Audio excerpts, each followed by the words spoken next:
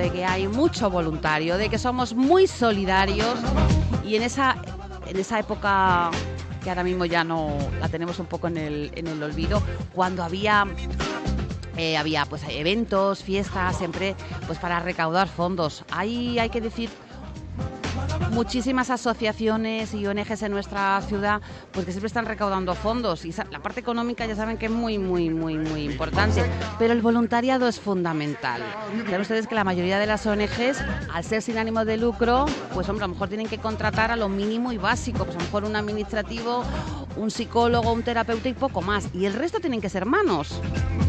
Hay muchísimas, por eso se creó la plataforma del voluntariado, que al fin y al cabo es como diría yo, como una bolsa, una bolsa de trabajo, o una bolsa de voluntariado, para poder cubrir las necesidades de la asociación que lo quiere y que lo permita. Pero evidentemente ahora ha perjudicado muchísimo el tema del confinamiento, el COVID, etcétera.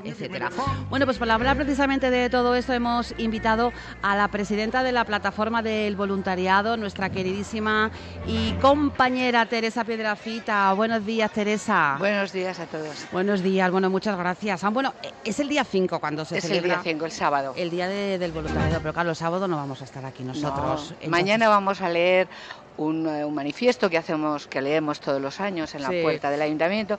Este año se pensó si presencial o por internet. Sí, pero no, chica, es que pues estar ahí al aire libre y tampoco creo yo que sea tan... Bueno, y manteniendo las distancias. Y por supuesto supongo que habrá menos personas que otros años, pero bueno, yo creo que es, no sé, más cercano, ¿no? Sí.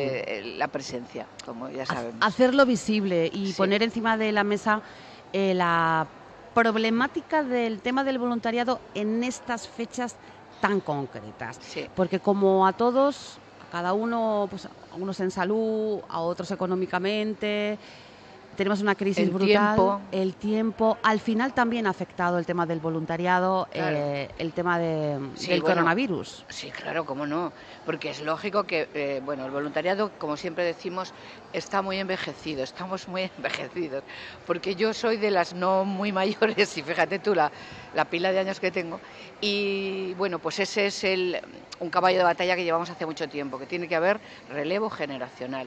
Y es lógico que las personas que son voluntarias de cierta edad, pues sean más riesgosas que la gente joven, pues claro, para ir a las casas, para acompañar a las consultas, que hay que acompañar a veces a las personas mayores, para mil cosas. Entonces, es lógico que ahora haya menos voluntarios, no porque no quieran, sino porque también hay que... Tiene mayor riesgo. Exactamente. Y entonces, bueno, pues en estas fechas pues hay muchas personas que están solas, especialmente este año, porque yo misma, que me suelo ir todos los años a Zaragoza a pasar la Navidad con mi familia, pues este año no voy a poder. Bueno, pues así, mira, lo veo por el lado positivo y voy a poder ayudar un poco más. Tú eres una mujer muy optimista, Teresa, pero... ¿Cómo no? Sí, no, más está muy bien. Yo creo que es una actitud en la vida. En la vida, sí. Y oye, ahora mismo es una situación bastante difícil y bueno, como el tema del voluntariado es el tema que tú con el que tú peleas muchísimo. Sí es verdad que el perfil del voluntario en Marbella en general son personas, vamos a decir, jubiladas. Lógicamente porque tienen más tiempo, porque ya tienen, vamos a decir, su vida resuelta de alguna manera, ya tienen su pensión, con lo cual ya no tienen que estar peleando si tengo que pagar la hipoteca, en fin, están más relajados y entonces dedican más tiempo a los demás. Pero claro, en estas circunstancias, pues claro, también tienen su miedo, también son de riesgo y ha bajado esa ayuda, pero es que las necesidades siguen siendo las mismas. O mayores, porque hay más personas solas, que a lo mejor los hijos viven en otras provincias, que no les pueden venir a visitar. Claro. Eso les crea un estado pues de tristeza, de sentirse más solos todavía. Yo sé, Teresa, que hay gente joven que es voluntaria. Sí hay, pero no es el grueso. No. ¿Por qué crees que la gente joven...? Pues porque todo el mundo nos dice, porque yo voy muchas veces con Carmen Bertomeu, que es la psicóloga de la plataforma y además quien ha sustituido a Ana Ortega en la presidencia de Marbella Voluntaria, es una mujer fantástica que hemos estado aquí con ella. Pues yo he ido con ella a los institutos pues para charlas, para concienciar a los chicos. Ella es muy dinámica y se los gana en los primeros 5 minutos. Y sí que es verdad que después, cuando acabamos, como le repartimos unos papeles donde La información. una información y además para que se apunten, les facilitamos pues el correo de la plataforma o ir presencialmente y tal. Y sí que es verdad que, sobre todo chicas, pues a lo mejor de una clase 6 u 8 se apuntan. Bien. Y luego de esos 8 van 2. Van 2 bueno, porque no es solamente, bueno, me apunto y ya está, no, hay que ir a Marbella Voluntaria, que es quien se encarga de hacer esa criba o de colocar a las personas en función de sus gustos y de muchas cosas, de sus habilidades. Hay personas que son más hábiles con los niños, otras con los mayores y tal. Y entonces luego eso se materializa a lo mejor en una persona o dos. Claro que... Pero la gente joven, cuando yo me imagino... Y a todo el mundo le parece muy buena idea, sí. Nos hacen preguntas interesantes, a veces nos dicen que su madre, o generalmente su madre, porque varones... Hay menos también. ¿Para qué vamos a engañarnos? Hay muchos menos. Y entonces nos dicen, mi madre también colabora en esto, con tal asociación. Y ya hay un primer paso, ¿no? Sí. Que eso es lo que tiene que haber, que en la casa también, si algún hijo dice que quiere hacer voluntariado, por favor animarle. Claro, pues un ejemplo. Claro. Lo ven en casa. Animarle, eso es, animarle a que lo sea desde una edad muy temprana, con permiso paterno o materno, se puede ser voluntario. O sea, no para cuidar personas mayores, pero hay muchas funciones que se hacen. Ahora porque no hay, pero hay carreras, pues para dar el agua, para dar la fruta. Por ejemplo, yo que colaboro mucho con la Asociación del Cáncer, pues para 1000 cosas, para estar en una mesa, para vender. Yo creo que la forma también hay que explicarle también a la gente, pues alguien que nos está escuchando. A ver, es que ser voluntario, es un compromiso, obviamente sí, pero no un compromiso ni de todos los días, ni de toda la semana, ni de todos los meses, sino en función de lo que tú quieras dar.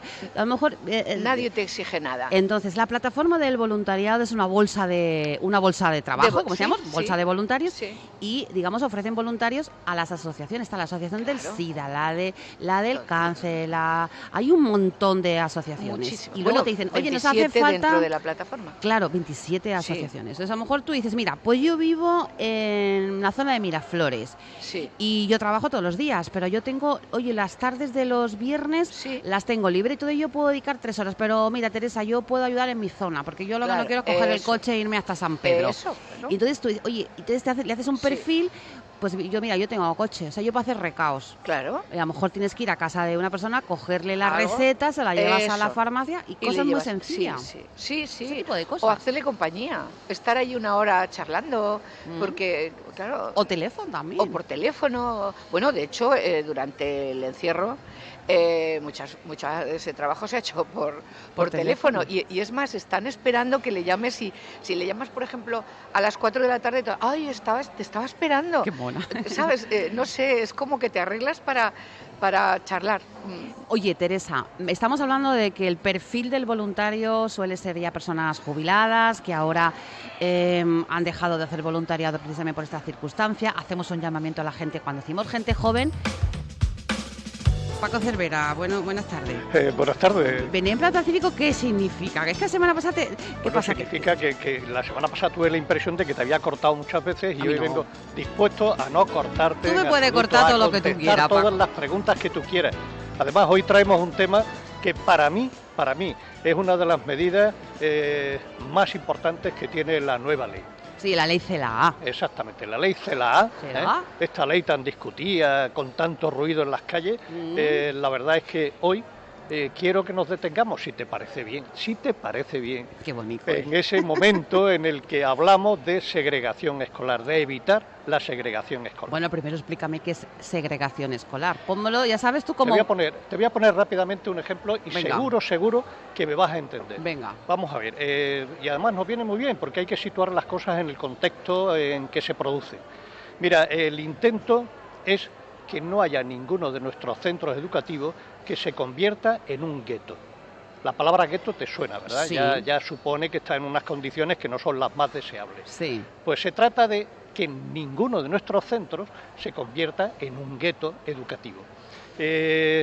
¿Cómo se define esto de los guetos educativos? Pues según la organización Save the Children, la ONG Save the Children, dicen que un centro se convierte en un gueto educativo cuando más del 50% de sus alumnos son de bajo nivel económico. Entonces se ha convertido en un centro que se convierte en un gueto. Claro, los centros que se convierten en guetos tienen muchísimas dificultades, Cristina. Pero yo voy a preguntar, porque yo como siempre aquí, como soy la mosca, tú sabes, cuando el 50% de los alumnos tienen un bajo nivel adquisitivo. ¿Y si el tienen un bajo nivel económico. ¿Y si el 50% o el 60% tienen un alto nivel económico? ¿También es un gueto? ¿Puede ser un gueto por arriba? En ese momento no consideramos que sea un gueto. Mira, quizás si te lo digo de otra manera, a lo mejor nos entendemos todavía mejor. Realmente en nuestros centros educativos hay una representación equitativa de la realidad económica de ese barrio donde están situados o no. O sea, un centro, un colegio, un centro educativo, debería ser la representación de la sociedad en la que vive. Exactamente. ¿Por ejemplo? Exactamente. Los centros educativos tienen unas zonas de influencia y esta es la clave. La clave está, ¿quién fija esas zonas de influencia? ¿Cómo se fija en esas zonas de influencia? ¿Por qué se permiten, de alguna manera, que haya una concentración de alumnos de alto nivel económico en determinadas zonas, mientras que otras zonas las vamos condenando a que sean alumnados de bajos recursos? Que no pasa nada. Lo único que tenemos, Cristina, es que si es esa concentración de alumnos de bajo nivel económico, se supone que necesitan un esfuerzo de compensación muy importante. ¿Cómo se compensa? Porque claro, los niños que tienen bajo nivel económico, bueno, que su familia al fin y al cabo van a un colegio donde comparten el mismo nivel, por decirlo de alguna forma, con lo cual al no haber comparaciones tampoco hay sufrimiento, porque es verdad. Yo te voy a poner ejemplos, a ver si la ley CELA mira esto. Por ejemplo, mira, yo tuve una época en que yo tengo un hijo. Ajá. Ya es mayor y ya tiene pelitos en la barba, con lo cual ese problema ya no le tengo, pero en su día lo tuve. Y por unas circunstancias mías personales, laborales, yo no tenía cómo recoger al niño una hora, no sé qué, me hacía falta un colegio con comedor, que no sé qué, y no me daban, total, que al final lo tuve que meter en un colegio privado. No tuve más remedio, que me costó una pasta y un esfuerzo tremendo, pero es que no tenía otra opción por el tema de mis horarios. ¿Qué pasa? Que en ese colegio había niños de alto nivel. Yo como trabajadora humilde que soy, hice un esfuerzo económico que ayudó a la familia. Pero es verdad que mi hijo no estaba en el mismo nivel económico que esos niños, con lo cual él sí sufría esa diferencia, porque ese niño hablaba de una marca que mi hijo yo no le podía comprar. Cuando había un cumpleaños en la puerta de los colegios había una serie de coches que el mío no. Es decir, que no solamente es de los de poco nivel hacia arriba, sino que también esa comparativa. No, es el mismo. Al fin y al cabo, ese ejemplo yo lo he vivido directamente con mis hijos. Y un colegio privado también es un gueto. Se puede convertir no es un gueto desde el punto de vista que nosotros lo consideramos, que la organización Save the Children lo considera. Save the Children está más preocupado por conseguir que tengamos una educación en igualdad de oportunidades, ¿vale? Ahí indudablemente hay otro nivel económico y a lo mejor tu hijo en ese momento indudablemente sufría el ver que no podía tener las mismas zapatillas que sus compañeros. Ya es que a mi hija le pasaba eso, mi hija me decía, bueno, si es que yo quiero unas zapatillas tal, no, hija, las zapatillas que hay son estas que son buenísimas además y que te van a ser muy útiles. O son las que yo me puedo permitir. Sobre todo tratamos de conseguir que esto sea así. Y fíjate el asunto. Lleva mucho tiempo el Comité de los Derechos del Niño, que defiende los derechos del niño dentro de la ONU, diciéndole a nuestro país, a España, que tiene que hacer unas políticas educativas distintas para evitar esta segregación escolar, porque el 46,8% de nuestros centros educativos están en situación de gueto. Entonces, ahora llega la pregunta, ¿qué propone la ley CELA para evitar estos guetos o para que tengan una educación en igualdad? Pues hombre, si seguimos la clave, ¿dónde está la clave de este asunto? La clave de este asunto está de alguna manera en las comisiones de escolarización y en la política educativa que quieran seguir las autonomías, las comunidades autónomas, que son las que tienen delegada esta responsabilidad, ¿verdad? Sí. Eso lo saben. Entonces, hay lugares donde se privilegia de alguna manera más lo privado que lo público. Bien. Porque además hay lugares que, esto es igual que con la sanidad, Cristina, Sí. igual que se ha tratado de alguna manera de... Sí, algunas comunidades autonómicas han propiciado apoyado más a la sanidad privada, esto hablamos de la Comunidad de Madrid, a la sanidad privada y no han apoyado tanto la pública. Pues esto pasa lo mismo como en los colegios. Hay ciudades... Exactamente lo mismo, Cristina. Entonces depende mucho de esa política educativa y depende mucho de esas comisiones de escolarización. Entonces, como a mí me gusta siempre bajar al terreno de Marbella... Sí, claro. En el terreno de Marbella ahora mismo, hay unas comisiones de escolarización que están puestas de alguna manera, no a través de las familias, no a través de los centros, sino que eso se desvirtuó un poquito en la ley anterior y se le concedió más importancia a políticas educativas distintas, vale. Que no venían a equilibrar muy bien la balanza de estas necesidades especiales que pueden presentar determinadas zonas. Pues es verdad que, fíjate, concretamente, yo no conozco la problemática aquí en Marbella, pero bueno, en Marbella hay colegios públicos, colegios concertados y colegios privados. Y es verdad que en Marbella se da precisamente niveles económicos diferentes y además muy extremos.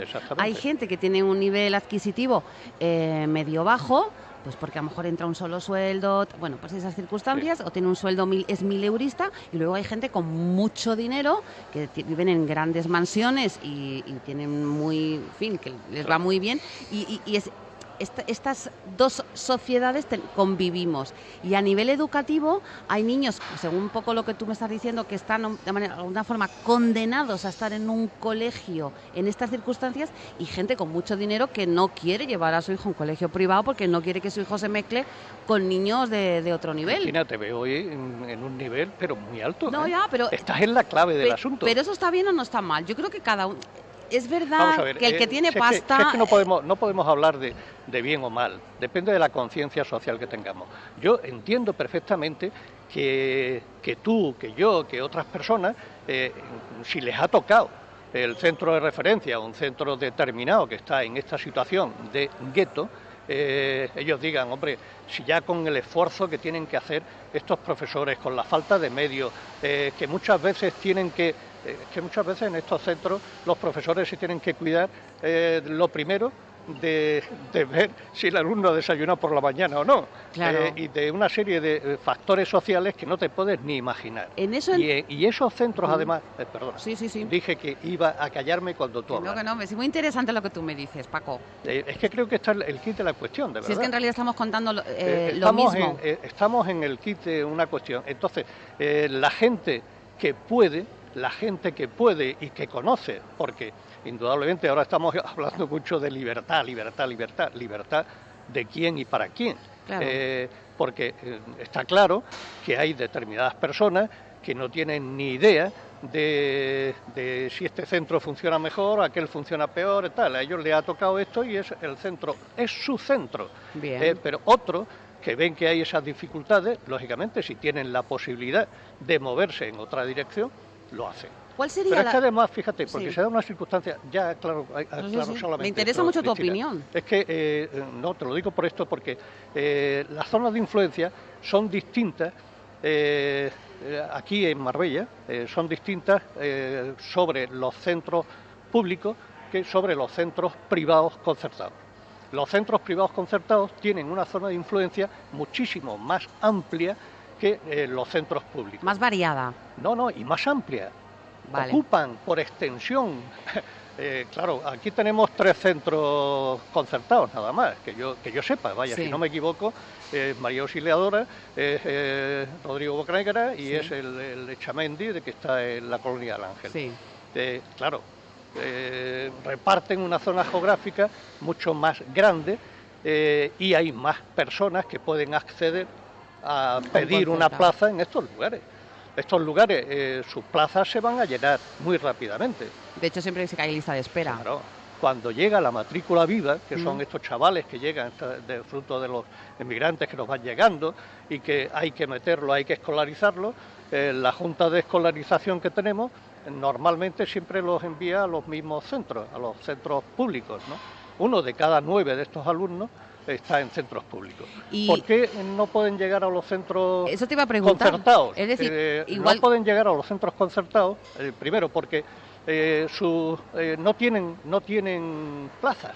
Si es que ya sus plazas Pero una son muy pregunta. demandadas. Yo te hago una pregunta.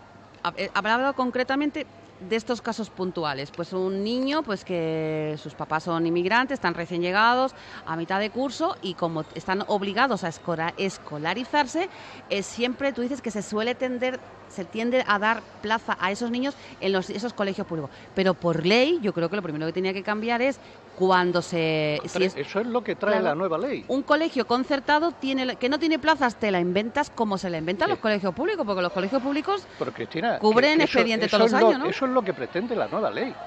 Y La nueva ley pretende que la privada concertada, que es de dinero público, realmente haga un esfuerzo similar al que están haciendo el resto de los centros públicos. ¿Y no sería mejor, pregunto, a la hora de echar la matrícula, en vez de ir directamente a ese colegio que a mí me gusta, me viene, sino que se fuera como el bingo, ¿no? Tú te ha tocado privado, te ha tocado concertado. Claro, porque Hombre, eso sería más equitativo para todos, pero claro, también en el artículo, parece que es 27 de la Constitución, dice que tenemos libertad de educación, Sí. y con lo cual yo puedo elegir el colegio que Claro, yo pero quiera, tú puedes- siempre y cuando sea público Tú puedes elegir bien entre público y privado. o concertado. Es que los privados, dentro de los privados, porque tú has hecho 3 divisiones, yo tengo solamente 2, público y privado. Luego hay privados y privados concertados, que funcionan con dinero público. Sí. Esa es la división que yo te hago. Indudablemente, ahí se reconoce el derecho que tiene cualquiera a crear un centro.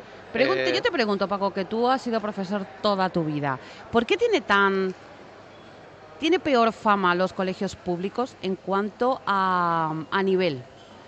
¿Por qué un padre, si puede elegir, si tuviera dinero para elegir un privado, elegiría un privado? Porque hay gente que apuesta por la pública porque entiende que la pública te garantiza una calidad, pero en el fondo no tiene tan buena fama a nivel curricular, no sé si lo he dicho bien, de un colegio público a un colegio privado, incluso hasta concertado. Vamos a ver, Cristina.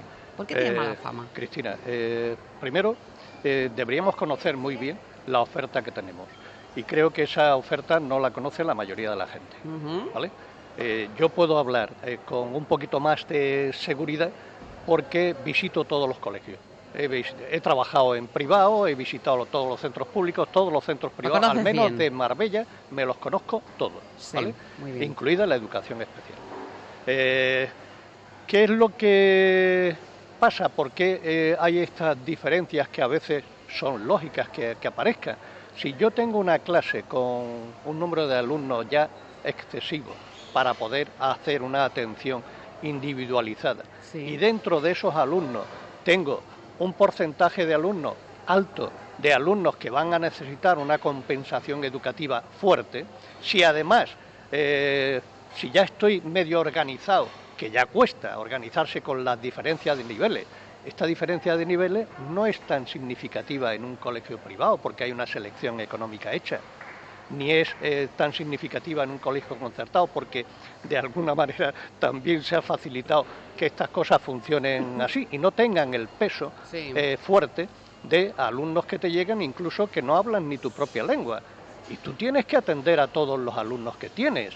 Y eso, indudablemente, ralentiza un poquito la velocidad a la que puedes ir desarrollando el currículum, porque esto no es cuestión de decir, bueno, esto es lo que hay, el que me pueda que me siga, ¿no?